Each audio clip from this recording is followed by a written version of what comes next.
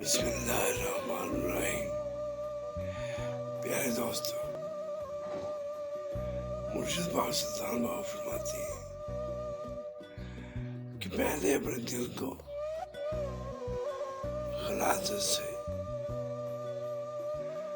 برے جو شریعت کی خلاف باتیں ہیں ان سے پاک کر لو، تو پھر آپ کا جو ذکر اللہ ہے وہ آپ کے دل میں بیٹھے گا، کیونکہ دل اللہ کے بیٹھنے کی جگہ ہے، اللہ کے رہنے کی جگہ ہے۔ جس طرح ہم اللہ کے گھر کو صاف کرتے ہیں، اس طرح اپنے دل کو صاف کریں۔